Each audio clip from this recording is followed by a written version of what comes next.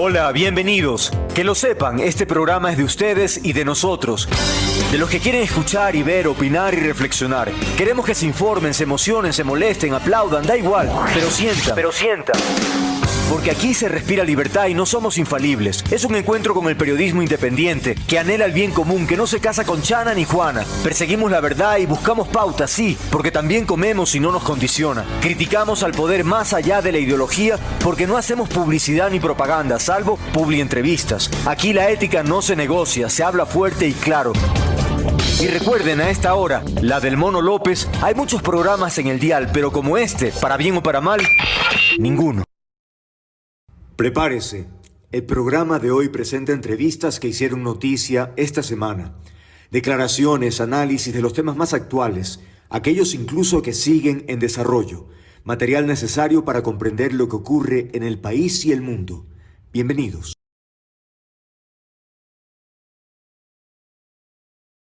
(17:36). Vamos a continuar, amigas, amigos. No sé si nuestros invitados están ya.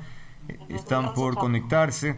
Estaba viendo unas declaraciones del ministro del Interior, el señor Reinberg. Dice que el nivel de riesgo del juez anticorrupción Carlos Serrano bajó y por eso se le retiró la seguridad, dijo el ministro. Indicó que si el juez regresa al país se le asignará una cápsula temporal de seguridad.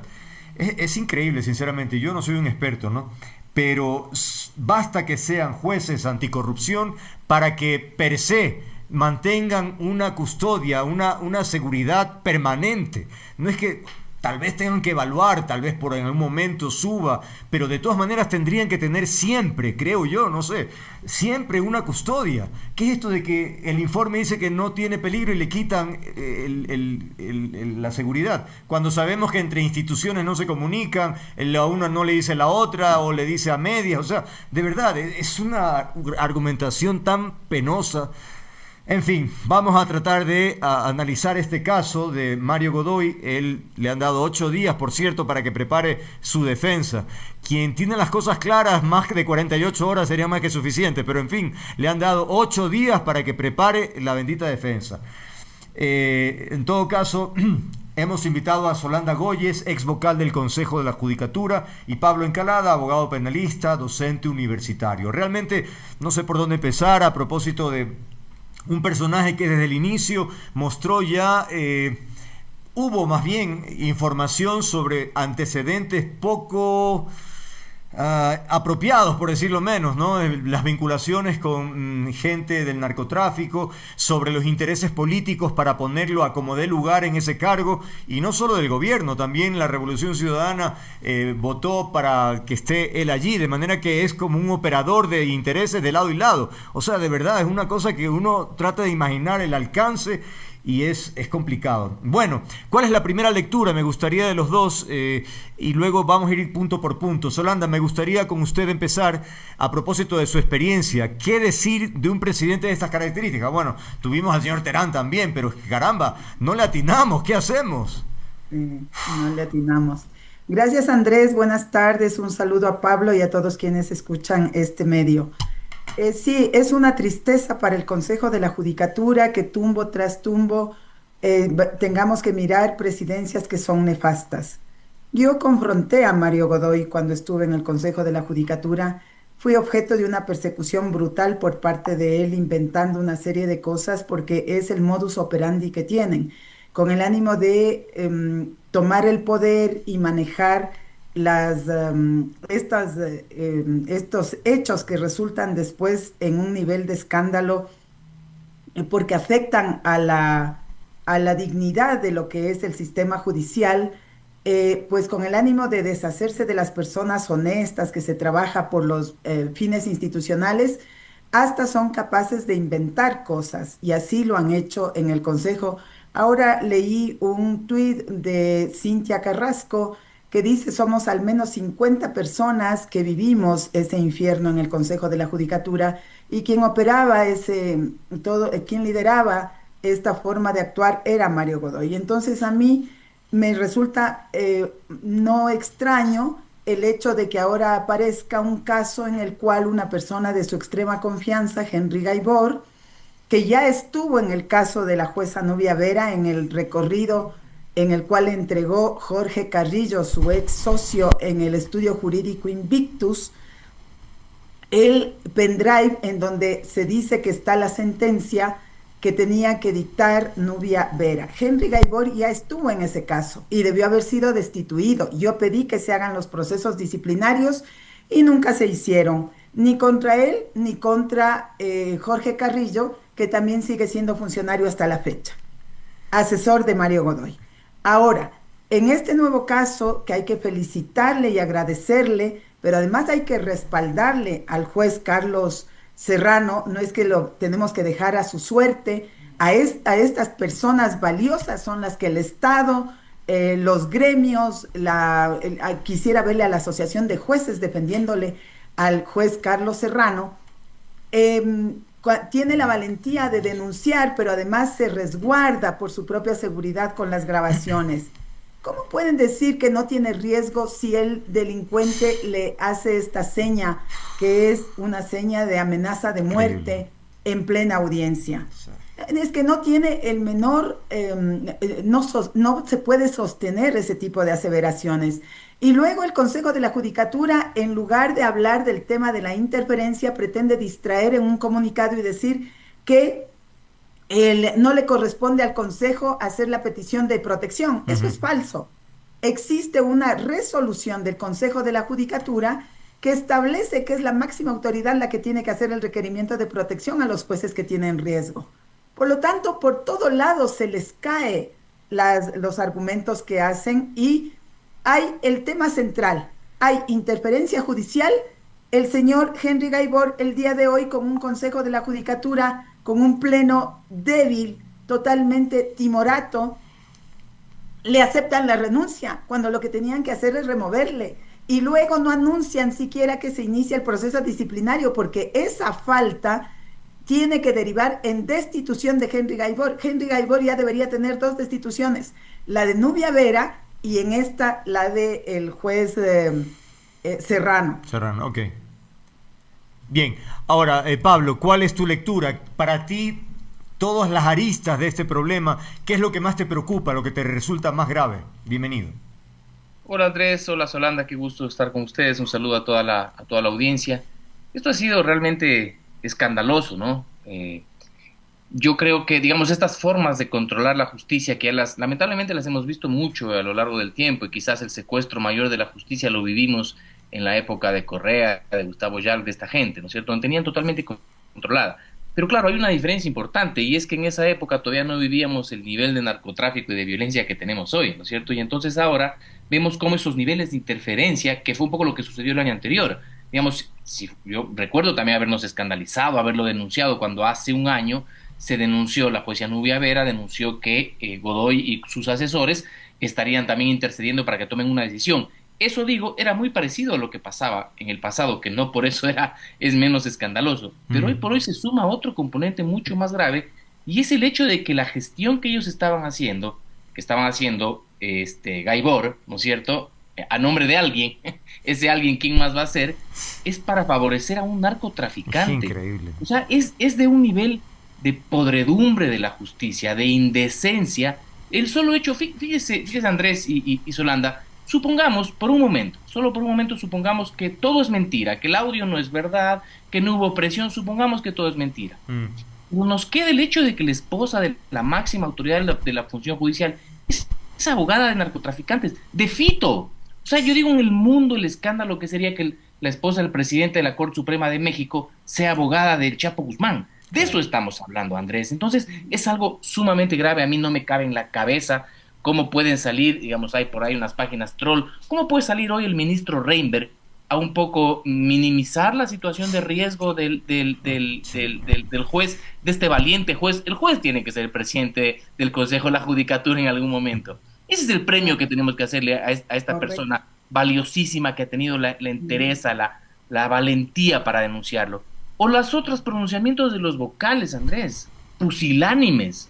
No salen a decir, a condenar, a separarse, a decir, no, esto tendrá que defenderse, le exigimos la renuncia para que pueda defenderse en libertad. No, hay una posición pusilánime, creo que es la palabra más adecuada, o por parte de la Corte Nacional de Justicia, de su presidente, quién fue el que lo puso a Mario Godoy en ese lugar.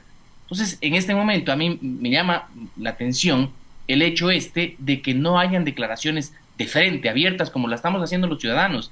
Es verdad que uno desde afuera tiene poco que perder, pero también arriesgamos. Arriesgamos en enemistarte del poder, no es poca cosa, pero no nos podemos quedar callados, quienes de alguna manera tenemos, digamos, alguna voz en la opinión pública, no nos podemos quedar callados frente a un acto de esta naturaleza tan grave.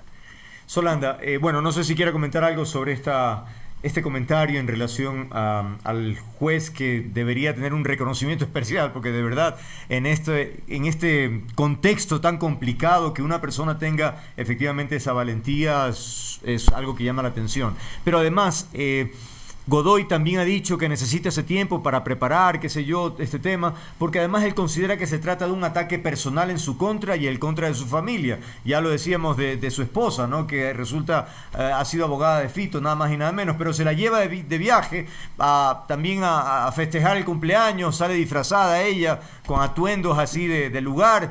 O sea, de verdad es una cosa que de un nivel de cinismo que es poco a veces se encuentra, ¿no? Andrés, permítame, perdón la interrupción. Sí. Se van a Doha a la Convención Mundial contra la Corrupción, Sí. a hacer una ponencia en contra de la corrupción. Increíble. A ese nivel de cinismo hemos llegado. De acuerdo. Solanda.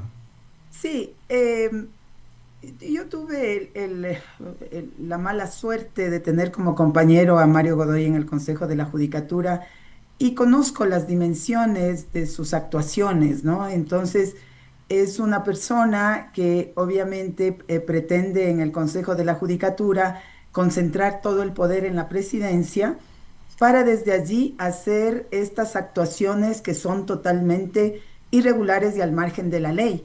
Pero yo quiero en ese caso enfatizar en lo que ha dicho Pablo. Eh, no es que nuestras instituciones siempre han sido débiles y ha habido mal manejo, y en el sistema judicial han habido momentos complicados. Pero este hecho, si es que no llega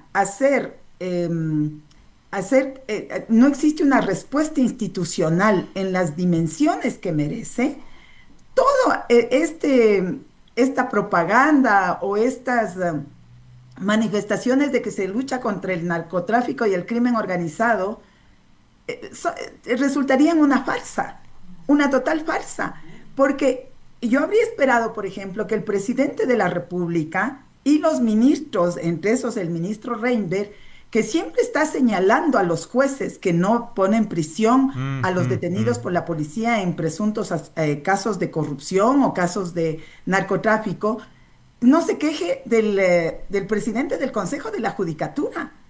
¿Cómo no puede inmediatamente salir un comunicado? No por interferencia, al contrario, para demostrar que defienden su programa de lucha contra el crimen organizado, diciendo: nosotros no respaldamos y debería dar un paso al costado el señor Godoy. Lo propio es lo que tiene que decir el presidente de la Corte Nacional de Justicia. Debe una explicación al país el doctor José Swing. ¿Por qué cambió de opinión 2 días antes, cuando había anunciado públicamente que no va a poner a Mario Godoy, quien además ya el doctor Pepe Swing supo en la primera postulación que le hizo en el año 2024 que era un hombre muy cuestionado, porque también Mario Godoy fue abogado de narcotraficantes, de los hermanos Larrea, sentenciados en Estados Unidos? Entonces el doctor José Swing no pueden sacar un comunicado en donde dicen que se investigue. No nos olvidemos que el fiscal general de la nación, que en este momento está designado, está en ese puesto sin tener el puntaje máximo y sin pertenecer a la tercera categoría, que son las condiciones que establece la ley para poner un subrogante, con el voto de Mario Godoy y de los demás miembros del Consejo. Esa es una designación irregular. Entonces, el señor fiscal va a iniciar las acciones en contra de Mario Godoy con contundencia. ¿Por qué en la presidencia de la Corte Nacional de Justicia no se pronuncia en ese nivel? Esas son las respuestas que necesitamos. La Asamblea Nacional no puede decir que venga a informar. Tiene que poner juicio político. Y la Corte Constitucional tiene varias demandas de inconstitucionalidad en sus manos, por la irregular designación de los vocales actuales porque no hubo lugar a participación ciudadana con el rechazo de todas las impugnaciones, por la irregular e inconstitucional designación del fiscal general del Estado y por otras razones con las cuales institucionalmente tienen que decirle a este caso que hay que cortar de raíz lo que ha sembrado Mario Godoy en el Consejo de la Judicatura. Ahora bien, Pablo, en su momento el abogado, el juez Serrano, presentó su renuncia. Entiendo que hasta la fecha no se la tramita el Consejo de la Judicatura y más bien, al parecer, querrían obligar al juez que sea parte del tribunal en el caso AAA, donde hay intereses también del gobierno. Eso como una suerte de oportunidad para que se reivindique después de no haber hecho caso en el otro particular que estamos hablando. ¿Esto es así? ¿Así se maneja la justicia, de darle la oportunidad de que se alinee a las decisiones que se toman desde arriba? Bueno, nos enteramos de que así la manejan. Esto de ninguna manera debería ser así, pero por nada del mundo. Antes tenían una herramienta, como les decían, digamos, la justicia de años anteriores, tenían la herramienta del error inexcusable, ¿no es cierto?, con la cual los amenazaban a los jueces. La Corte Constitucional declaró inconstitucional eso. Pero se dan modos. O sea, ya esta herramienta ya no la han tenido los últimos consejos, ¿no es cierto?, para poder tenerlos sometidos a jueces y fiscales. Pero hoy se siguen dando modos para poder presionar a los jueces. Y entonces, claro, lo que así nació la denuncia, ¿no es cierto?, a partir de la columna valiente también de Felipe Rodríguez, en la cual dice que le habrían dicho a este juez que vaya al caso de Aquiles Álvarez para que él se un poco pueda congraciarse de nuevo, ¿no es cierto?, con las autoridades. Bueno, ya este momento creo que hemos avanzado demasiado, que no sé si eso ya sea posible. Este joven abogado, juez, ha tenido que huir del país. Y esto nos lo cuenta Reinberg, ¿no? Yo supongo que él no ha dicho nada, entonces a mí me llama la atención también que Reinberg lo exponga y diga: si vuelve al país, evaluaremos esta situación en la cual él está viviendo. Entonces yo veo muy difícil que este juez vaya a volver a ejercer el cargo. Es imposible en las circunstancias actuales. Por eso digo yo, con los años, ojalá el país le debe, creo yo, ¿no es cierto?, un reconocimiento de la magnitud de nombrarlo presidente de la Judicatura, de la Corte, qué sé yo. El tema es que a mí lo que digamos, entre tantas cosas que me preocupan, Andrés, es que esta injerencia o esta interferencia en la independencia del Poder Judicial lo están haciendo en una unidad de élite, ¿sí?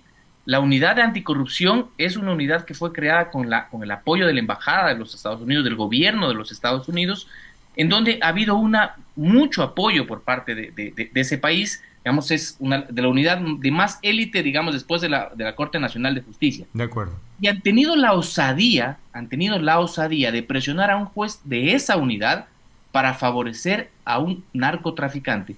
¿Qué creen ustedes que están pasando en otras unidades donde no tienen, digamos, tanta formación, tanta experiencia, o qué sé yo, o en lugares en donde no alcanzan a llegar, digamos, a gente que pueda ayudarles a hacer la denuncia, como en el caso del juez Serrano, que, digamos, contó con el columnista, con el abogado Felipe Rodríguez, ¿no es cierto?, y luego con el apoyo de mucha gente? Porque a mí, a partir de esto, me han llegado un montón de mensajes, Andrés y Solanda, y yo ni siquiera puedo contestar todos, de la gente, funcionarios judiciales que denuncian persecución.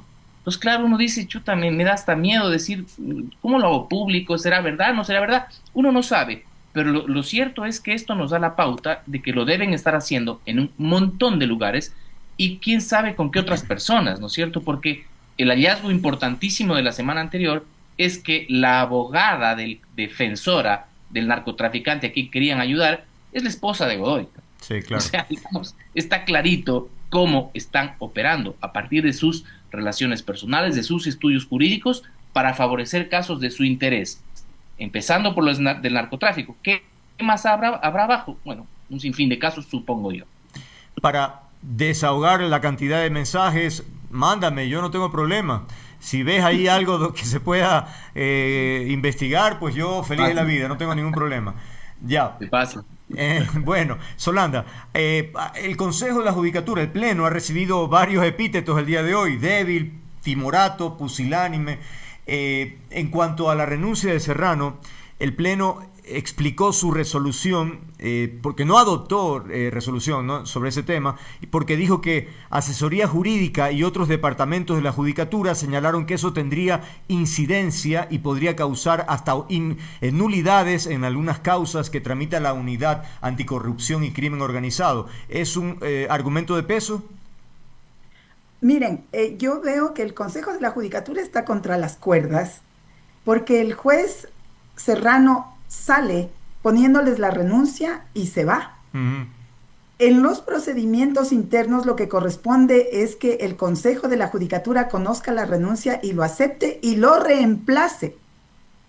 Formalmente, cuando un juez deja de asistir a su función, Uh-huh, a su cargo, a su puesto, lo que opera es el abandono del cargo.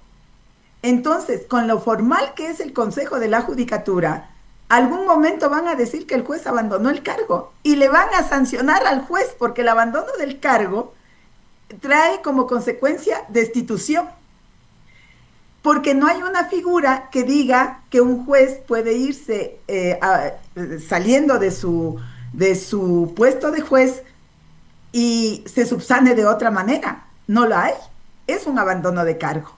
Entonces, aquí viene, algún momento tiene que intervenir nuevamente la Corte Constitucional, porque en este caso el abandono que hace el juez lo hace en resguardo de su propia vida, lo hace en resguardo de su dignidad, de respeto a la investidura de juez que tiene.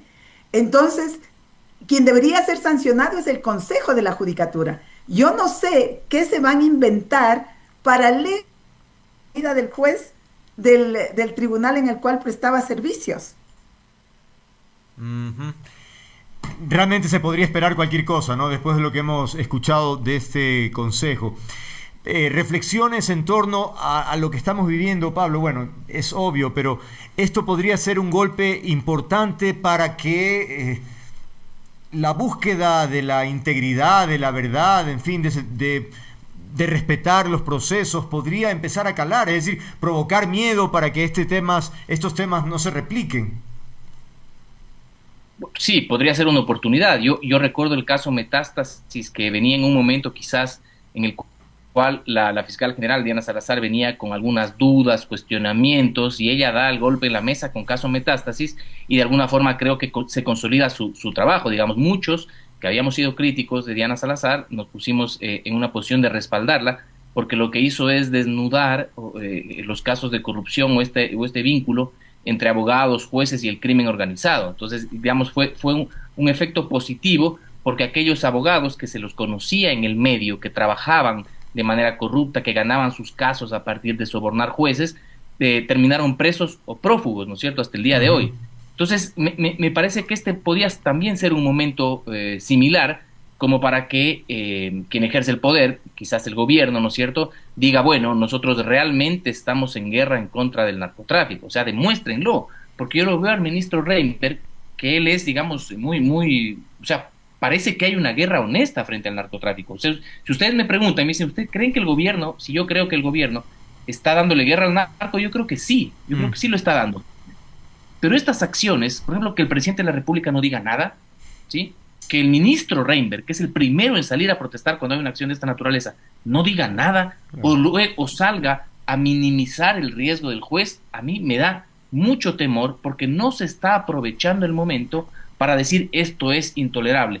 Y lo otro, los vocales del Consejo de la Judicatura, en esa posición tan tibia, tan timorata, que no salen a condenar un hecho que es incontrovertible, dramático. Y otra cosa también que me llama la atención es Godoy dando hoy su rueda de prensa en el Pleno de la Judicatura. Tan seguro se siente este hombre.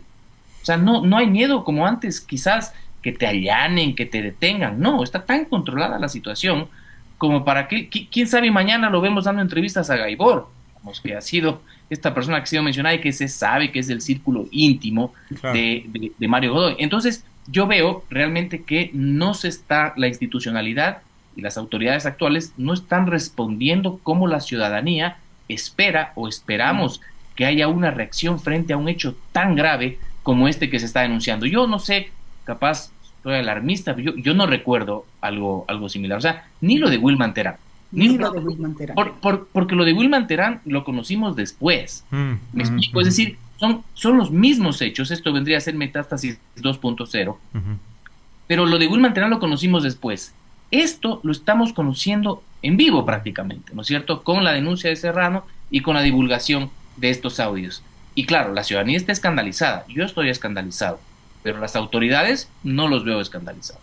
Solanda, voy a incorporar un elemento político. Al inicio decía que la nominación, designación de Godoy fue con el favor tanto de ADN como de la Revolución Ciudadana. ¿Podría ser eso, esos pilares, lo que le dan la seguridad a este personaje? Porque efectivamente podría ser una persona útil para cualquier lado o para los dos al mismo tiempo. Es decir, ya ahora no se sabe qué mismo, ¿no? Pero parece que es moldeable y que no tiene ningún problema estar con uno o con otro. Yo veo en las actitudes de la bancada del gobierno también una postura de protegerlo, ¿no? Mm, Porque no era, digamos, lo mínimo que podían hacer es llamarle a que informe. Le dan 8 días, más o menos, tome el tiempo para que invente su coartada. claro. Tenían que haberle llamado de manera inmediata, tenían que haberle pedido que retorne del viaje en el cual estaba para que se instale la asamblea de manera inmediata que responda. Entonces, tengo dudas de lo que haga el bloque de ADN, porque lo lógico habría sido que presenten y que planteen, primero públicamente se puede decir las cosas de modo inmediato. Esto amerita juicio político y estaba anunciado, pero no lo hacen. Entonces es que están buscando cómo ir midiendo la situación, la temperatura, si es que la gente llega a un nivel de indignación que ya no permita, porque eso es lo que debemos hacer, no permitir que continúe Mario Godoy en el Consejo de la Judicatura, pero no es esa la actitud del bloque de ADN. Yo creo que del bloque de la RC va a llegar juicio político, ¿no? Porque hay una confrontación y vean ustedes, recuerden que quien vota por Mario Godoy es el miembro del Consejo de Participación Ciudadana de apellido Verduga. Y luego él, Augusto. en una grabación que se hizo pública, él más o menos dice Godoy nos traicionó, porque antes nos pidieron el voto y ahora ni siquiera Mm, contesta el teléfono. Entonces yo es creo que correcto. Godoy traicionó a la RC, no les ofreció hasta que lo designaran, y más bien cuenta con el respaldo de ADN. Entonces ahora para ADN es una situación bien difícil. Si llegan a proteger a Godoy, hay un costo muy fuerte en el Ejecutivo y en el Legislativo para ADN. ¿Por qué? Porque sería una muestra de incongruencia con su única política pública, que no estamos todo el mundo de acuerdo cómo la llevan adelante porque nos parece más un show que una política real, que es luchar contra la droga y el crimen organizado. Y el momento que aparece un caso tan grave como este, van a proteger al principal líder de la institución en la cual opera este caso en relación a su propia cónyuge. Entonces, el costo político, si es que lo protegen, será para ADN. ¿Qué debemos esperar, Pablo, de esa comparecencia de Godoy a la Asamblea? Él va, expone su verdad y se va. Y de ahí la Asamblea tendrá que analizar qué mismo hacer con lo que ha dicho.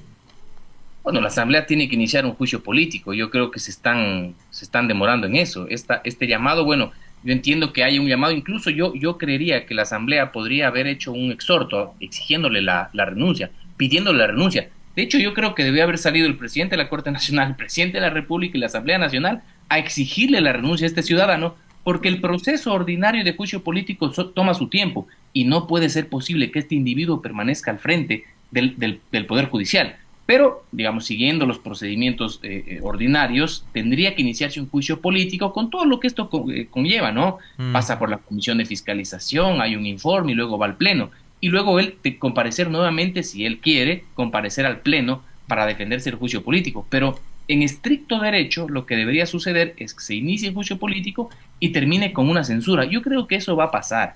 Yo creo que eso va a suceder. A mí me parece que le están soltando la mano ya el gobierno, al menos los asambleístas. A mí me parece, por ejemplo, yo he sido tan crítico con Andrés Castillo, sí, digamos, nos hemos enfrentado muchísimo, pero a mí me parece que él está teniendo un liderazgo para deshacerse de Mario Godoy. Parecería que Andrés Castillo no tiene compromiso con él. Ojalá sí sea, ¿no es cierto? Ojalá los asambleístas de ADN tienen aquí la oportunidad de un poco lavarse la cara con tantas leyes, digamos, inútiles que han aprobado, tantas resoluciones inútiles, y ahora sirvan de algo al país. Yo creo que esto va a suceder. El problema es que quizás esto podría tomar algún tiempo y quizás estas mafias, ¿no es cierto?, podrían organizarse, podrían, no sé, amedrentar. Hoy ya dijo Mario Godoy que él tiene información que va a causar remesón en el país. Yo no sé si va dirigido a ADN, a quien está amenazando, es una amenaza velada ahí. Entonces, yo sí esperaría que haya una actuación oportuna para que este señor no pueda continuar en el cargo. Si acaso eso ocurre, que es lo que esperaríamos, ¿cómo se reemplaza, cómo se designa a quien debe estar al frente del Consejo de la Judicatura, Solanda? El día de hoy, otro de los defectos que tiene la resolución del Consejo de la Judicatura es que no le llaman a la subrogante. Debía haber estado la suplente, la doctora Alexandra Villasís, inmediatamente convocada. ¿Cómo va a funcionar el Consejo de la Judicatura en la presidencia? Ahorita está vacía, porque Mario Godoy está con licencia. Mm. Entonces tenían que haberle llamado a Alexandra Villasís. Y si no la llamaron, ella tiene que venir el día de mañana y decir, aquí estoy para ejercer la presidencia porque el señor está con licencia. O pretenden actuar los cuatro. Sería gravísimo que pretendan actuar los cuatro existiendo la suplente. Nos darían un mensaje de que están protegiendo a Mario Godoy. Mm. Es que hay tantas preguntas que hacerse. Pero lo Y están como es, protegiendo, Soranda, ya lo están protegiendo, los otros vocales ya lo están protegiendo. ya, el hecho de que no convoquen a la suplente es un tema que tenemos que reclamar. Eso es totalmente inconstitucional. Quien tiene que presidir el consejo en estos días de licencia de Mario Godoy es la suplente. Bueno, Increíble. Bueno, ahí hay otro elemento a considerar y que evidentemente habrá que hacer una suerte de observación permanente frente al irrespeto al procedimiento en circunstancias tan particulares como las que se está viviendo. Esperar una renuncia del señor Godoy, la verdad es que lo dudo, teniendo la cara que tiene, evidentemente no parece probable que eso suceda, pero en la asamblea el juicio político ojalá se dé y ahí quedará en evidencia finalmente quiénes están de qué lado, como siempre se dice. Por ahora es todo, agradecerles a ustedes por sus reflexiones también, con tanta frontalidad y preocupación por el interés del país, que eso es lo que deberíamos todos trabajar en esa misma línea, ¿no? Solanda Goyes y Pablo Encalada, gracias, que tengan una buena tarde-noche. Gracias, Andrés. Gracias. Chao, Pablo. Un gusto. Chao. Me olvidé de decir feliz Navidad, yo debería decir, ¿no? Ya estamos a nada, ¿no? Pero qué difícil pasar una cosa a otra. Pero bueno, 18:08, vamos a la pausa, amigos, ya venimos.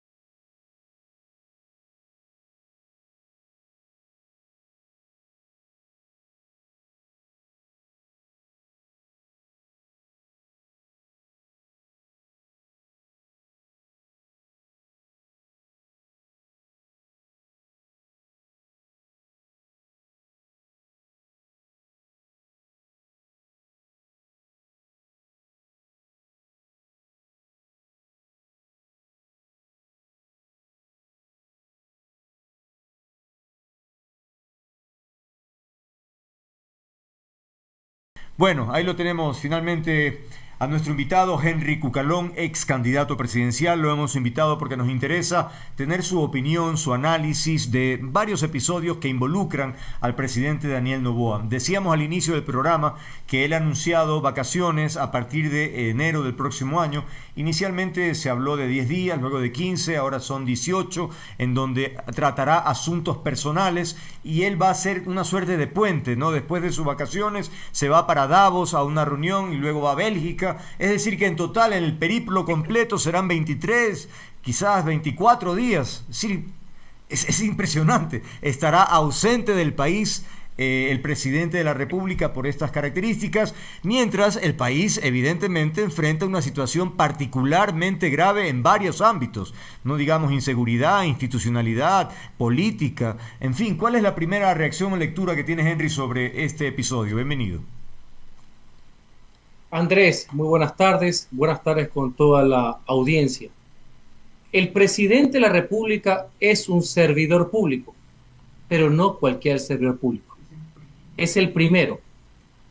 Y obvio que cualquier persona tiene derecho a tener vacaciones, a compartir con la familia, a tener momentos de esparcimiento. Pero por supuesto, las Navidades, el fin de año son el momento propicio. Aquí el problema es otro. Lo que demuestra esta actitud es una absoluta desconexión con la realidad. Aquí hay una realidad paralela.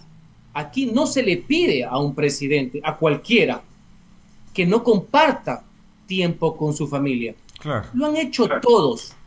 Pero la actual situación del país no, para una ausencia tan prolongada que asumimos podrá ser también en el exterior, esa falta absoluta de empatía con lo que está sucediendo. Nada tiene que ver el derecho al descanso de esta ausencia.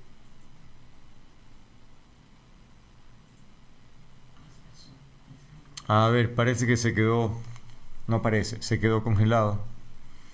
Veamos qué dice, si va a tener problemas con el internet. Un jefe de Estado, eso es lo legal. Necesita guía. Perdona que te interrumpa, Henry. Un guía que nos señale el camino en momentos difíciles, donde necesitamos unidad dentro de las diferencias que podamos tener.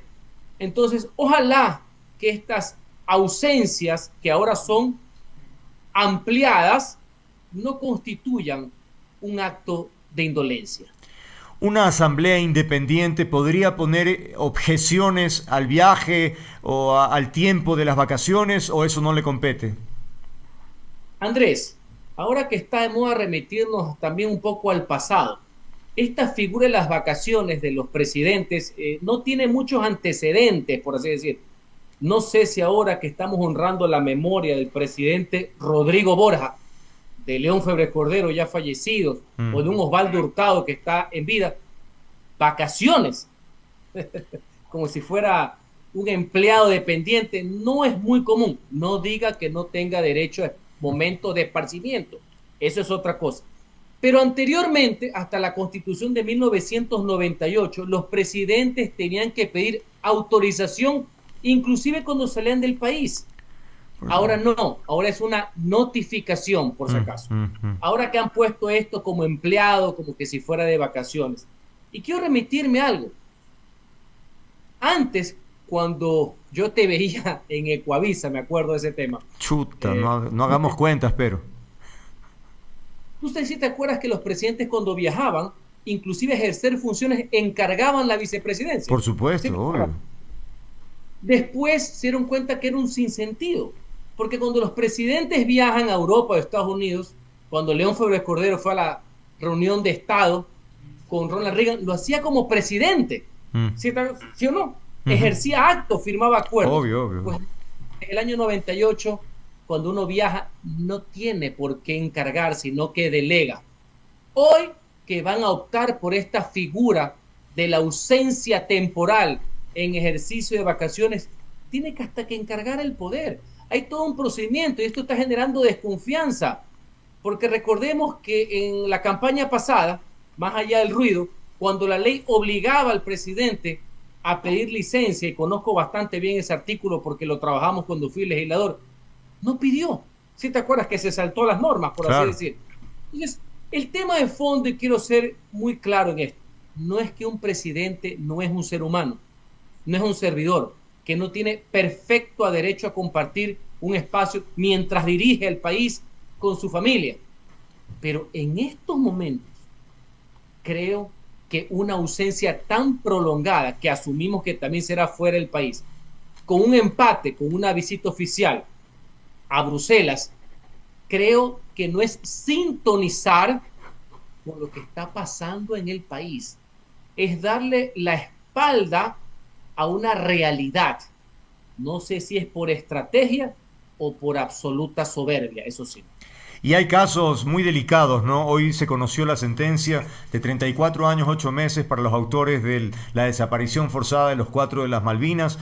Todavía no escuchamos tampoco un pronunciamiento oficial, por ejemplo, del ministro de Defensa, que los llamó delincuentes a esas criaturas. Es decir, es una cosa inaceptable, no impresentable. El caso de este señor Godoy también lo acabamos de analizar hace un momento con Solanda Goyes y Pablo Encalada, a propósito de la grave situación de corrupción en torno a toda esta historia, que es también increíble. Entonces, quiero entender cómo alguien que es el líder político de esta nación simplemente se va y ya, es decir, normalmente, por último, pospon los primeros días, que se note que tiene interés, como tú decías, porque es una suerte de apatía total. En el primer caso, hoy conocemos la sentencia, 34 años, de un acto de violencia, de un acto contrario al respeto a los derechos humanos, que no representa toda la institución militar, pero sí de malos elementos que traicionaron el mandato de defender al pueblo por vulnerar al pueblo. Y como tú muy bien has señalado, hoy la sentencia, pero hace pocos días se celebró un año de este infausto suceso.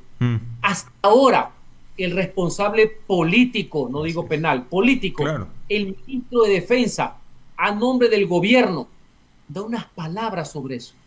Ante ese dolor de esas familias que han perdido a sus hijos en manos, entre otras cosas, porque también habrá que ver los autores materiales finales, pero del acto ilegal, detención ilegal, tortura, maltrato, indudablemente, ahí es cuando los líderes, cuando los políticos, las autoridades, hasta dentro del dolor, tienen que ponerse en el lugar de otros.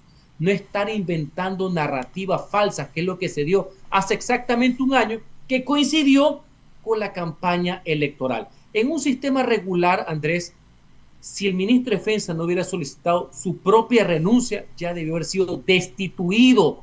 Políticamente hablando, soy cuidadoso de las responsabilidades penales. Yo separo los temas, pero políticamente tiene que haber un gesto pues del gobierno al respecto, y no existió jamás, y hasta el día de hoy no existe. En el segundo caso, si bien la justicia debería ser independiente del Ejecutivo y del poder político, es a todas luces claro que aquí existió un entramado para ponerlo 2 veces al señor Godoy al frente del Consejo de la Judicatura. Y no nos vengamos hoy día a sorprender con lo que ha sucedido de la intromisión en un caso que tiene que ver con crimen organizado. Esto es la confirmación y la ratificación de lo que ya muchísimas personas, la prensa independiente, analistas y ciudadanos venían quejándose de una persona como Godoy, que nunca debió haber sido presidente de la Judicatura, que jamás tuvo la probidad notoria, que en su ejercicio profesional, pese a todas las mentiras de por medio, estuvo involucrado en un patrocinio a personas relacionadas con el narcotráfico. ¿Ese es el país que queremos? Y todo esto gracias a operadores de alcantarilla que tiene el Ejecutivo en la función judicial. Gracias también a la complicidad del Consejo de Participación. En una primera elección gracias a la Liga Azul y en una segunda elección gracias a la Liga Morada. Y también, y hay que señalarlo, pese a que las presiones que la puse y no la encuentro, ¿por qué el doctor Swing, presidente del Consejo, presidente de la Corte Nacional de Justicia, es Corte Suprema, lo puso en la terna? Sí, increíble. ¿Sí? Aquí hay que ver qué fue lo que pasó de por medio, pero no sorprendernos, porque Andrés, ni a ti ni a mí nos sorprende. Esto es la crónica de un descalabro institucional anunciado. No puede ser otra manera si tiene gente de semejante calibre y semejante ralea pues de por medio. Y ante todo esto, sin prejuicio que el Ejecutivo no es parte de la función judicial, pero a este Ejecutivo le interesa bastante lo que pasa en la justicia, necesitamos la guía, necesitamos el conductor. Eso es un jefe de Estado. Sí, presidente de la República, pero finalmente el que nos tiene que señalar cuál es el rumbo, por dónde debemos seguir, unirnos dentro de las diferencias. el que nos tiene que demostrar que somos distintos, pero que no somos desiguales. Has dicho que esperaríamos del presidente sea un conductor para que nos señale el rumbo a seguir. Bueno, él manejó a cierta velocidad por la avenida San Borondón, conduciendo su propio vehículo. Él está ejerciendo ese rol de conductor, señalándonos la ruta. No sé si sea lo más prudente, broma aparte, es un episodio también que incomoda, por decirlo menos, a mucha gente a propósito de una serie de abusos que refleja ese episodio. Y creo que los ciudadanos en general lo están notando más a partir del 16 de noviembre. Porque este tipo de situaciones y el tema de los viajes, pese a lo que él dijo en el debate de su primera elección presidencial, ha sido concurrente, pero ahora como que despierta mayor duda, ¿no? Como que hay una ciudadanía activa que le dice, presidente, así no. Es lo que yo denomino un estate quieto. En ningún motivo, bajo ningún concepto, algo de carácter sedicioso, etcétera. No, queremos que corrija, queremos que rectifique. Y ante ese gráfico, ante esa foto, entre los que pensaban que era inteligencia artificial, entre los que piensan que cada uno puede hacer con su dinero lo que le venga en gana y que ya se sabía que era rico y ya tenía ese carro, aquí el tema de fondo no es la propiedad del carro, no es su legítimo derecho a hacer uso y goce de sus bienes, asumo declarados. El tema de fondo es, se utilizó algo de tránsito para poder hacer eso en el supuesto que no fue inteligencia artificial, partiendo del hecho que fuera real. Por ejemplo, ¿cuál es el símbolo de este fin de semana cuando todo está complicado? En el mismo fin de semana que tuvimos que velar y enterrar a un expresidente de la República. En los mismos días que se sabe todo este tema de la justicia, con todo lo que está sucediendo en el país. ¿Hasta qué punto hay la línea entre lo privado, a lo cual todo el mundo tiene derecho? Y comprendo que un presidente, un funcionario público, tiene derecho a la privacidad, más allá que todo tiene un interés público. ¿Cuál es el mensaje? ¿Es primero mi capricho? ¿Puedo hacer lo que quiera? ¿Puedo detener el tráfico? En el supuesto que sea verdad. Porque yo tampoco no le sabré decir, porque hay muchas versiones. Al principio decían que era falso, después decían que uno con su dinero puede hacer lo que le venga en gana, más allá que no debe tener ningún privilegio. No sé por qué han cerrado la calle. Pero hay un tercer factor. Voy a suponer que fuera verdad.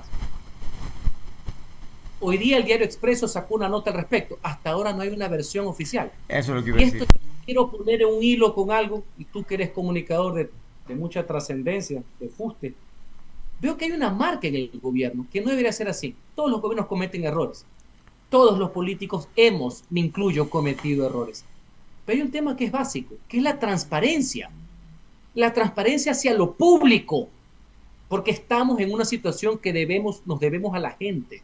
Entonces veo que en Progen se ocultó todo, más allá que una crónica de un desfalco y de un lleve anunciado. En ATM se oculta, Helbert se oculta. Todo es negativa la transparencia. No sé si me sigas lo que quiero llegar. Por supuesto. Esto lo tomo como un ejemplo más, darle la espalda a lo que es una información pública. Y eso es lo que me preocupa, más allá del detalle, más allá del fin de semana, más allá de la propiedad privada. No me gusta que los asuntos de interés público no sean manejados con transparencia, porque la falta de transparencia es uno de los primeros focos de corrupción. Lo digo conceptualmente. El episodio del vehículo a mí también me resultaba insólito y tenía mis reparos de creer que fuese real. Sin embargo, efectivamente, en la crónica del Diario Expreso, ellos solicitan información, por ejemplo, a la Comisión de Tránsito para que nos diga si hicieron un operativo para despejar la vía, en qué circunstancias, por qué, me explico. Tiene que haber una explicación sobre el particular, pero no contestan. Entonces ahí despierta más suspicacia, porque si fuera IA dijeran, por favor, esto es IA, y ya no me digan nada, me ponen la foto de cualquier parte de esa hora de la avenida que está repleta de autos y queda desvirtuado, pero no lo hacen. Entonces allí viene un elemento que finalmente tiene esta connotación de abuso, ¿no? Uno, puede ser que sea falso. En este caso, el presidente es víctima de este uso o ejercicio de la posverdad, que es peligroso, ¿no? Sí, sin duda. Los cánceres que tiene actualmente la democracia en el mundo. Segundo, la infamia de utilizar el espacio público al respecto. Pero cuidado, caemos en otra cosa. Cuidado, como dicen por ahí, es un acto deliberado para ponernos a hablar de eso cuando suceden otras cosas al mismo tiempo. Con un costo, pero te ponen a hablar. Tú sabes que ahorita es todo quién pone el relato, Claro. quién pone la narrativa en temas que son de forma y de indelicadezas o de ejercicio, digamos, de lo que es un arbitrio privado, de lo que es el interés público en temas de mayor trascendencia que se están dando al mismo tiempo. En esta última semana se dio el caso, ahora sí, de Progen, cuando tú y yo sabemos desde agosto del 2024 que esto era una crónica anunciada. Así es. Una compañía trucha, sin antecedentes, sin garantía, sin absolutamente nada, sino que cuando todo el mundo lo habló, estaban en campaña y lo que hicieron fue tirarlo debajo de la alfombra, claro, negando la información. Entonces, reventó lo de Progen, revienta el tema de la justicia, donde hay operadores del gobierno metidos, que son los padrinos del señor Godoy, porque no hubiera sido elegido si no fuera por la aceptación del poder político, que de una vez por todas debe dejar de meter sus pezuñas en la justicia. Salen todos estos temas y de repente nos tienen el domingo hablando si el señor estaba o no estaba en el carro, que espero que esté matriculado. Además, bueno, por ahora es todo. Agradecerte, Henry, por estas reflexiones, y efectivamente coincidimos en torno a la importancia de mantener la transparencia, porque ya lo hemos dicho aquí también en este programa, cuántas veces los ministros no aceptan invitaciones o no aceptan paneles, compartir con alguien para intercambiar ideas, se niegan totalmente. Entonces, evidentemente la comunicación es prácticamente inexistente, ¿no? Más allá de la información oficial que puedan emitir en boletines o lo que fuese, o en videitos que están haciendo ahora, la secretaria de Comunicación está entusiasmada haciendo videos, pero eso no es información, ¿no? Bueno, a ver, una reflexión final, Andrés, si me disculpas. El gobierno perdió la consulta. El gobierno tiene 3 años, 5 meses adelante. Claro. Es decir, tiene el mandato, jurídicamente hablando, enterito. Claro. Es el momento de rectificar, de sumar voluntades. Nosotros somos demócratas. La ciudadanía quiere paz y tranquilidad, quiere estabilidad. Pero, señores, procesen el mensaje, ¿ya? No estamos para caprichos, no estamos para venganzas de nadie. Los problemas contra el crimen organizado, la violencia, son lo suficientemente graves para estarnos perdiendo en este tipo de situaciones. Así que aprovechemos estos 3 años, 5 meses, que puede ser una gran oportunidad. Cuidado, lo convierten en un calvario. Muchas gracias, Henry Cucalón, ex candidato presidencial, el día de hoy con nosotros, reflexionando sobre estos episodios que involucran a la vocería y al propio líder del gobierno, Daniel Noboa. Gracias nuevamente, que tengas una buena noche. Gracias, Andrés. Feliz Navidad, por cierto. Igualmente, gracias, igualmente.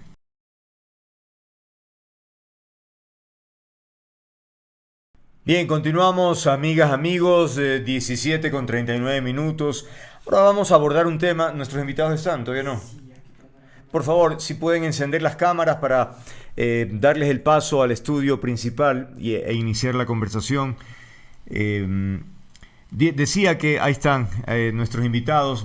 Permítame hacer una breve introducción, porque claro, a veces hay temas que a nivel nacional no están en los titulares, digamos. En la política hay tantas noticias que pueden quedar un tanto de lado, ¿no? Así es que me llegó esta información que me pareció importante, y sobre todo que no me quedaban claros algunos de los detalles de la información. Estamos hablando de una polémica que hay allá en el Cantón La Libertad a propósito de la venta de un terreno municipal de 93 hectáreas. Por su precio, por la ubicación y por el destino y por quién compra. Es decir, hay muchos elementos. Y además por cómo se manejó el municipio en este tema. Hemos invitado a Bruno de Llerena, el exconcejal principal del Cantón La Libertad, y Violeta Muñoz, también concejal del Cantón La Libertad, para entender de qué se trata. Entiendo, vamos a empezar con Bruno. No es un tema nuevo para ustedes, ¿no? Desde hace algún tiempo ya se estaba hablando sobre este terreno. Se dijo que podría haber sido un basurero. Hubo ahí una quema de vegetación que no entiendo por qué. En fin, ¿qué detalles nos podrías dar, Bruno? Bienvenido. El audio, Bruno.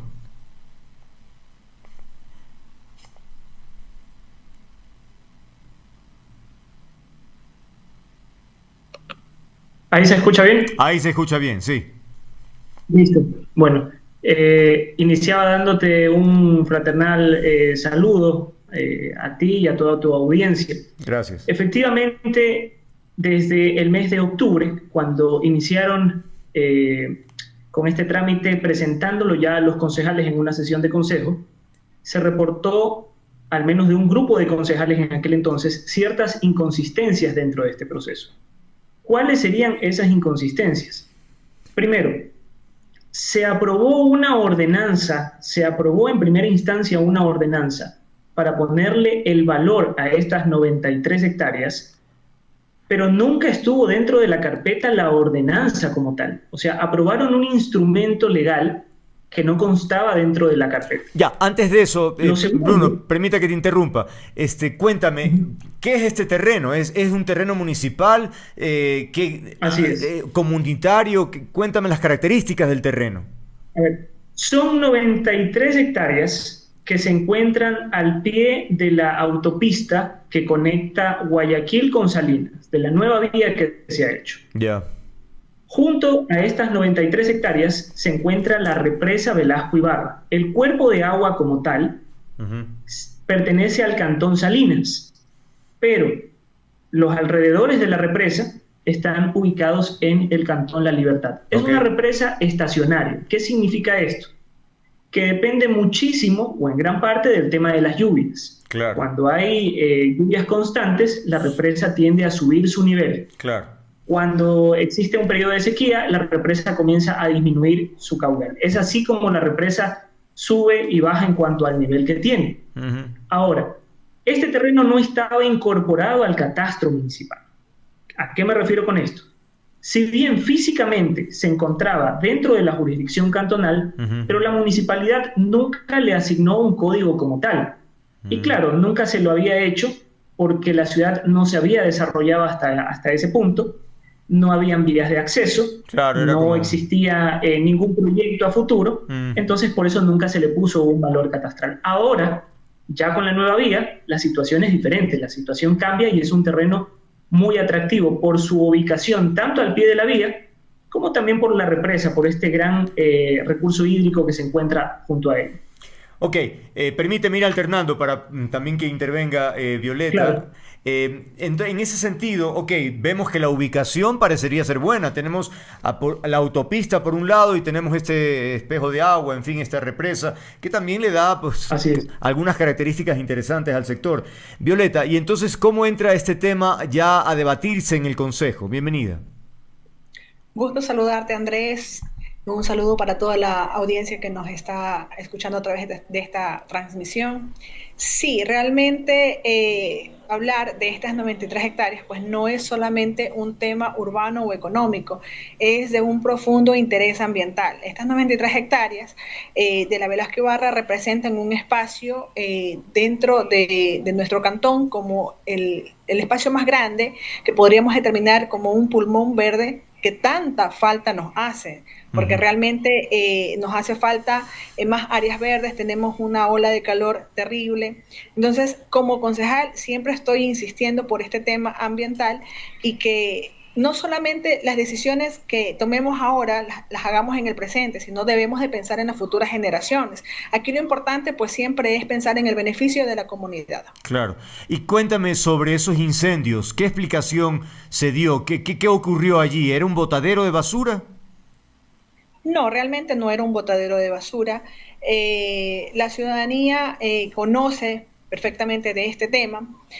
Sí, días después de que se dio a conocer del interés de una ciudadana por este espacio, inesperadamente aparecieron incendios dentro de estos terrenos, varios incendios.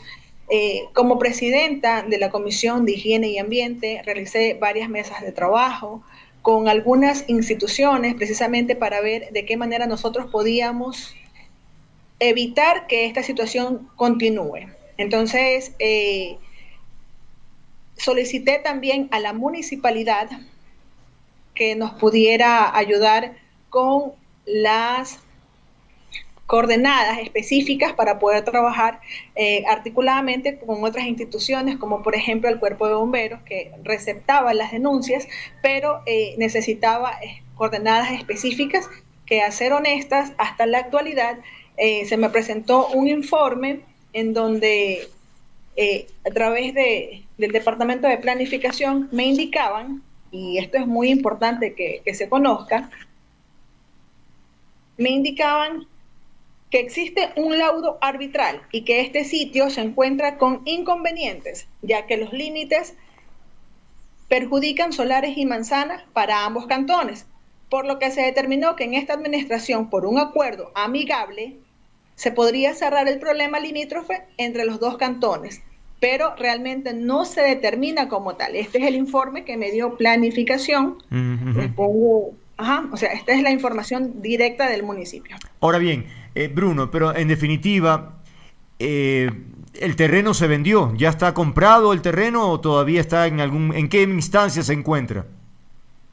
A ver, primero en octubre se aprobó la ordenanza para ponerle un valor a esta tierra, a estas 93 hectáreas, valor del cual discrepo mucho.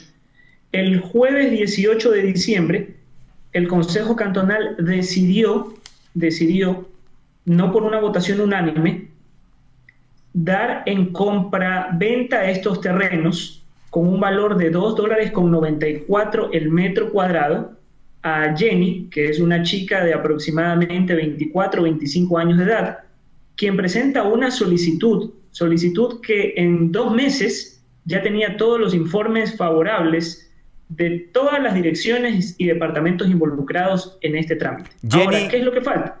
¿Quién es Jenny? Bueno, Jenny es la persona que presenta la solicitud. Jenny es una joven, como te mencioné, de 24 o 25 años aproximadamente. Ella es la que compra. Ella es la persona que compra, que presenta la solicitud para hacer la compra. Caramba. Y aquí viene algo bastante extraño y bastante curioso, o al menos yo lo veo así, es mi criterio. Yo soy presidente de la Comisión de Terrenos.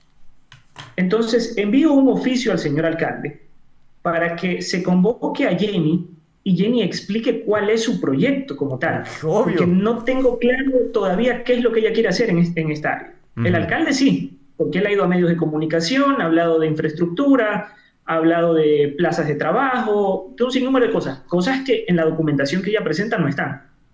Entonces pido por escrito que se la invite para que ella pueda exponer su proyecto como proponente de esto. Claro. Y la respuesta que recibí formalmente es que será convocada debidamente el día que el expediente ingrese a sesión de consejo. El expediente ya ingresó a sesión de consejo, ya aprobaron el expediente y nunca convocaron a Jenny. Y no solo eso, cuando se trata de solares de 120 metros cuadrados, 160 metros cuadrados, a veces el Consejo Cantonal decide que estén las personas involucradas. En este caso no. En otras ocasiones solicitan que el expediente vaya a la Comisión de Terrenos para que se haga un análisis. En esta ocasión tampoco lo decidieron así. Yo expuse públicamente que Jenny no tributa según lo que dice el Servicio de Rentas Internas. Jenny no tiene un RUC, Jenny no tiene un RIMPE. Según lo que dice el Instituto Ecuatoriano de Seguridad Social, Jenny no registra afiliación. En la Superintendencia de Compañías no hay nada que nos mencione a Jenny. Pero la respuesta que recibí de parte de la administración actual es que yo soy concejal, yo no soy unidad de análisis financiera, y que en todo caso, si eso es lo que yo quiero hacer, debería renunciar a la concejalía. A ver, pero... Respuesta que obviamente no llena mis expectativas. Violeta, ¿y usted sabe quién es Jenny o no? Solamente lo que se manejó en la carpeta, no tenemos más información. Realmente ella nunca apareció en ninguna situación. No la conozco ni siquiera por redes sociales.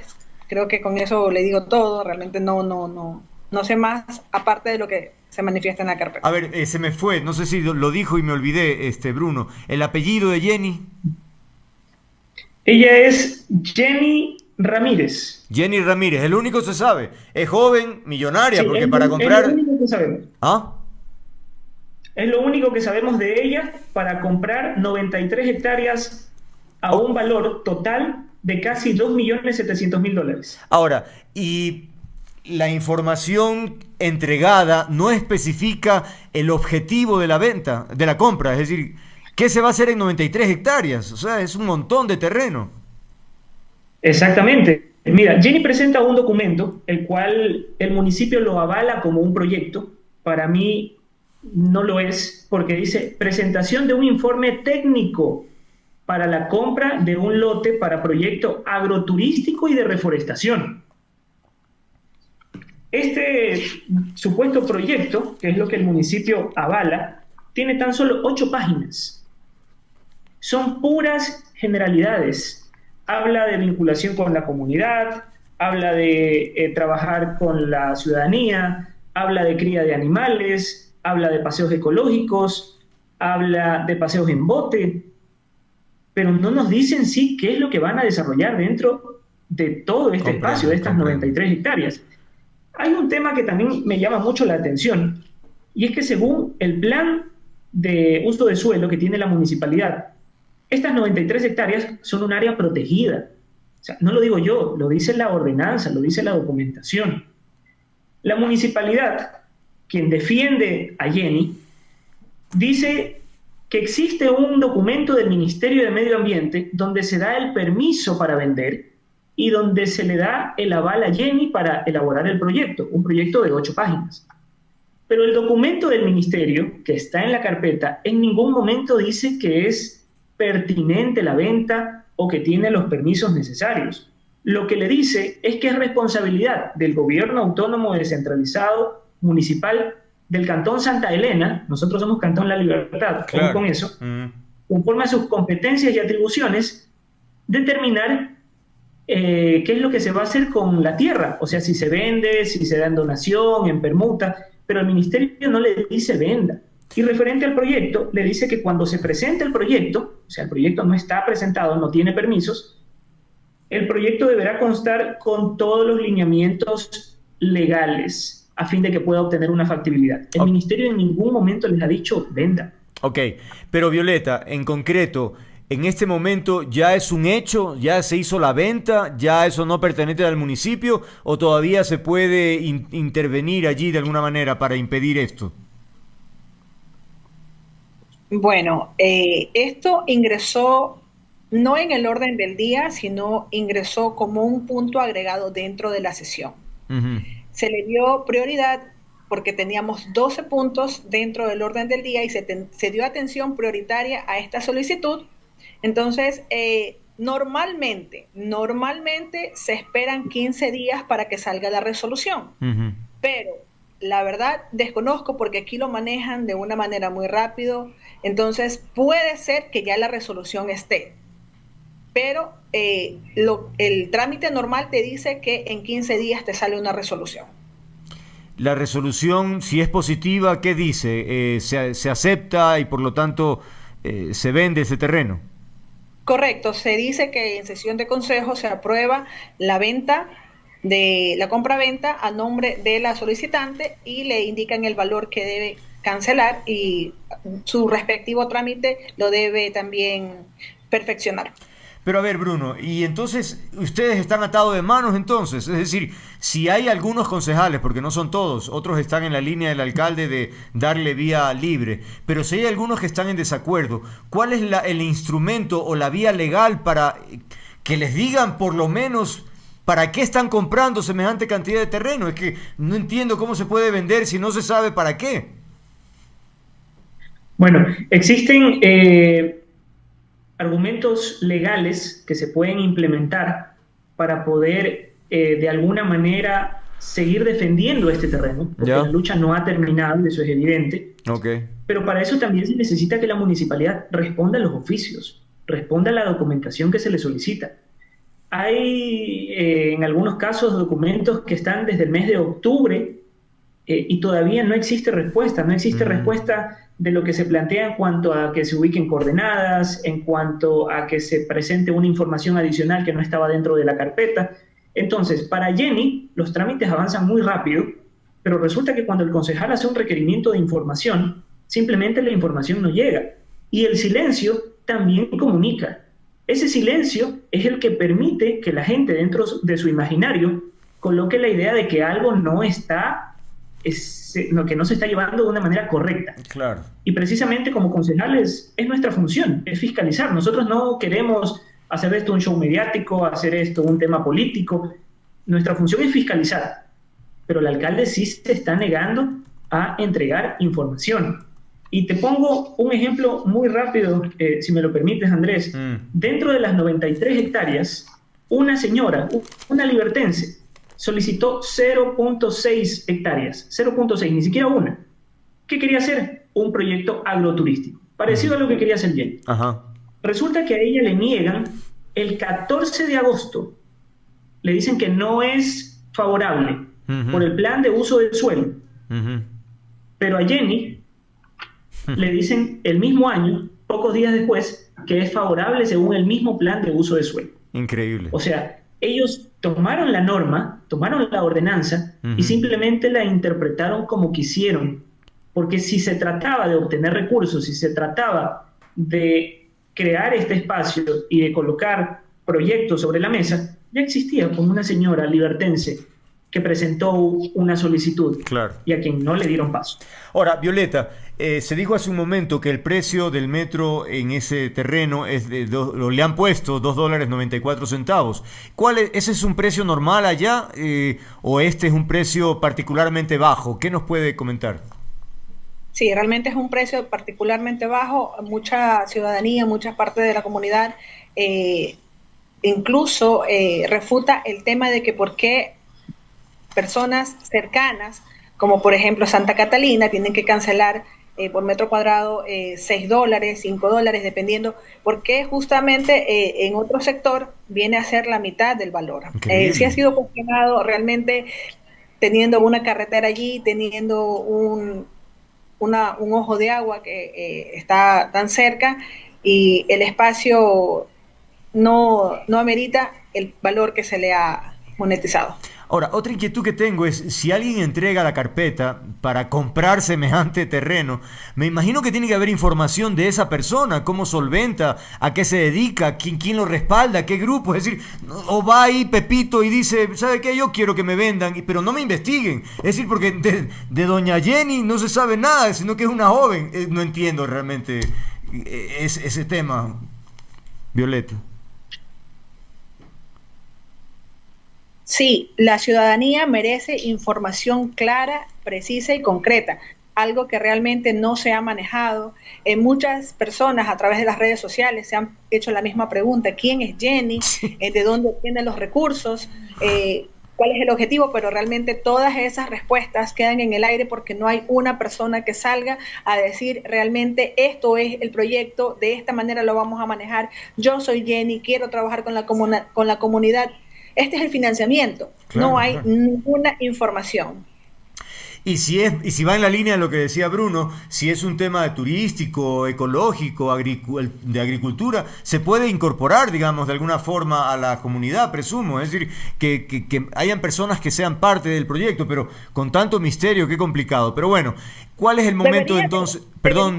Porque incluso nosotros tenemos la Universidad Estatal Península de Santa Elena, donde la mayoría de estudiantes de una determinada carrera van y realizan sus tesis en estos espacios. Ajá. Y ninguno de ellos ha sido considerado como para presentar o trabajar con algún tipo de proyectos. Ahora, entonces, Bruno, ¿qué debemos esperar? Finalmente que se ratifique este tema, o van a presentar algún recurso ya concreto? ¿Qué va a pasar? Bueno, una vez que ya exista como tal la resolución de consejo, resolución que debe ser firmada por el alcalde y el secretario, inmediatamente se pedirá una copia certificada y se continuarán con las acciones legales pertinentes. Y cuando respondan todos los oficios que se enviaron anteriormente, se presentará la documentación ante la Contraloría General del Estado para que hagan el análisis minucioso. Okay. ¿Por qué? Porque un requisito para aprobar una ordenanza es que la ordenanza esté en la carpeta.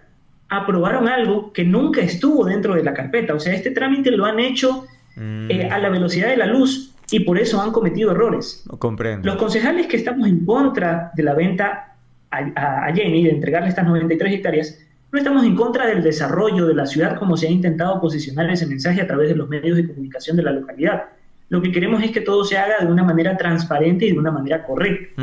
Porque si se quería obtener recursos para la ciudad, y lo dije en la sesión de consejo, la mejor alternativa era copiar el ejemplo de Manta. Manta hizo una subasta. Entonces, del valor por metro cuadrado, sacó 3, 4, 5, 6, 7, 8 veces más. Si ese era el objetivo, esa era la forma correcta de hacerlo. No entregarlo a un precio de $2.94. Y tuvieron el descaro y el atrevimiento de, en esa sesión de consejo, imprimir unos textos y decirle a la ciudadanía que el metro cuadrado que estaban ubicando no es un valor económico, porque en la comuna Palmar, nosotros no tenemos comunas, nosotros no tenemos parroquias, somos un cantón netamente urbano. Compararon el valor de la tierra de un cantón urbano con sectores rurales. O sea, a ese punto llegaron para intentar justificar lo injustificable. Comprendo. Y obviamente yo no puedo estar de acuerdo, y Violeta tampoco, con este tipo de situaciones que, debo reiterarlo, nos dejan a todos más dudas que certezas. Violeta, ¿y cuál es la línea política del alcalde? ¿Hay algún acercamiento con el gobierno? ¿Por ahí se podría presumir algún interés en particular? ¿O qué se sabe de ese tema? La verdad, desconozco la línea política del señor alcalde. Más bien, la postura como concejal, como libertense, nacida y que toda mi vida desarrollé mis actividades aquí dentro del cantón, mi prioridad siempre fue velar por los intereses de la comunidad, de la colectividad. Entonces sí quedan muchas situaciones que no quedaron totalmente claras. De hecho, en la parte ambiental, desde el año pasado presenté una ordenanza de protección, regulación y fomento del arbolado urbano e infraestructura verde en el Cantón La Libertad, justamente pensando en el avance y el uso sustentable de la misma. Y ahora, antes de que pasara todo esto, también presenté un proyecto de ordenanza como ACUS, Áreas de Conservación de Uso Sustentable, dentro de este mismo espacio, para protegerlos y aprovecharlos de forma responsable. Pero lamentablemente pues no tuvo la acogida, llegó hasta la alcaldía y de allí me imagino que ha de estar en análisis porque no pasó a ningún otro departamento. Ahora, lamentablemente, son espacios que realmente necesitamos. Es una necesidad básica como cantón. Claro. Ahora, pero ¿cómo llegó Bruno, el alcalde electo, el que está en funciones, cuando fueron las elecciones, tuvo el respaldo de algún grupo político nacional? ¿No se conoció eso? Me imagino que sí. Bueno, el alcalde de La Libertad ha tenido una trayectoria política bastante extensa, ha militado no en uno, no en dos, no en tres, sino en muchísimas agrupaciones políticas, tanto a nivel nacional como local. Ah, caramba. Cuando él ingresó, lo hizo por un movimiento local. Luego de ganar las elecciones, a escasas 2 o 3 semanas, un movimiento nacional hizo una publicación en redes sociales diciendo que él pasaba a ser un aliado de esa organización política, y luego de un mes pasó a otra agrupación política nacional que no tuvo la aceptación o no contó con los votos en aquel entonces para poder captar la presidencia, y eso conllevó a que él ahora pase a otra agrupación política que sí ostenta la presidencia. ¿Y cuál es? Entonces, hay un problema con el tema de ideologías. Ya, pero ayúdanos más o menos para tener una idea. Este cambio, más o menos, de qué a qué. Y finalmente, actualmente, ¿por quién está ahí? Bueno, actualmente él trabaja muy pegado a la línea del gobierno. Él mismo lo ha manifestado, que tiene una buena relación con el gobierno, que tiene una buena relación con la presidenta de AME, que tiene una buena relación con el bloque de asambleístas. Incluso se ha invitado, no en una, sino en muchísimas ocasiones, a personas vinculadas al gobierno a que recorran el cantón. Se les ha entregado hasta un reconocimiento a la ex ministra de Educación. Y las publicaciones, no en todos los casos, pero en algunas ocasiones muy particulares, tienen también un color muy particular. Morado, pues morado. Bueno, sí, sí hay esa cercanía, pero bueno, por allí empieza uno a poder entender tal vez algún interés que pueda existir. Lo importante es la transparencia, la información, es decir, que se diga con claridad qué es lo que se busca, en qué va a consistir el proyecto, para que la gente también pueda pues opinar y que no sea una sorpresa, Violeta, pues, ¿no? Básicamente eso es lo más importante. Muchos libertenses se hacen el cuestionamiento de que por qué se le vende a una sola persona, por qué de alguna manera se discrimina y le dan a una sí y a otra no. O sea, que la mayoría de gente, como popularmente lo dice, ¿qué corona tiene ella? Claro. ¿Por qué yo lo solicito? No me dan la misma oportunidad. Aparte de que todo este proceso fue muy rápido, se hizo en un momento la solicitud. Generalmente los trámites dentro del municipio no se dan de esa manera. No es que usted hace una solicitud y ya ese mismo día baja a los departamentos correspondientes y comienzan y mañana le van a hacer la inspección. Realmente todo esto es un proceso porque hay muchas solicitudes. Entonces cuando usted presenta su requerimiento pasa a la cola de todos Claro. las solicitudes que están ya determinadas y hay una organización. En cambio, fue muy rápido todo el proceso como se dio y eso es lo que la gente necesita que se le aclare. Esa es la transparencia que la gente necesita conocer. ¿Por qué a una persona se la benefició muy rápido y de esta manera? Cuando todos tienen el mismo derecho. Claro. Bruno, por cierto, ¿y Jenny Ramírez se conoce la profesión de ella o tampoco? Jenny es una chica que estudia en la Universidad Estatal Península de Santa Elena, es licenciada en educación, y como te dije, no reporta relación de dependencia, no aparece información de ella en el Servicio de Rentas Internas, o sea, lo único que sabemos es que en los próximos días será la dueña formalmente mediante una escritura y desembolsando los $2.700.000 de 93 hectáreas en el Cantón La Libertad. Pero ella es supuestamente oriunda de la región, de allá. Aparentemente vive en Ancón, que es el Cantón Santa Elena. Ya, pero caramba, es increíble. Yo creo que la gente allá se conoce, deberían tener información de si la familia, pues qué negocio tienen para que puedan disponer de $2 millones así, chan con chan, y luego implementar un proyecto tan grande, ¿no? Daremos seguimiento. De hecho, vamos a buscar al alcalde a ver si él acepta conversar con nosotros para intercambiar criterios, que creo que resulta interesante porque no estamos hablando de 100 metros, sino 93 hectáreas. Por lo tanto, me parece clave tener tener la información pertinente para poderla transmitir a los ciudadanos. Por ahora es todo. Quiero agradecerles a ustedes por haber participado en esta conversación y darnos información del proyecto, ¿no? Bruno Dedé y Violeta Muñoz, concejales del Cantón La Libertad.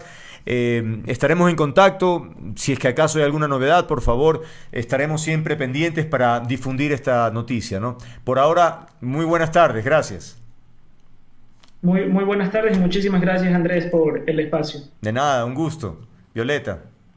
Muchísimas gracias por la invitación y estamos a las órdenes para cualquier tipo de información que sea necesaria transparentar y dar a conocer a la comunidad. Muy bien, gracias. Compromiso público, así es que estaremos en contacto. Bien, 18:09, vamos a la pausa, venimos ya.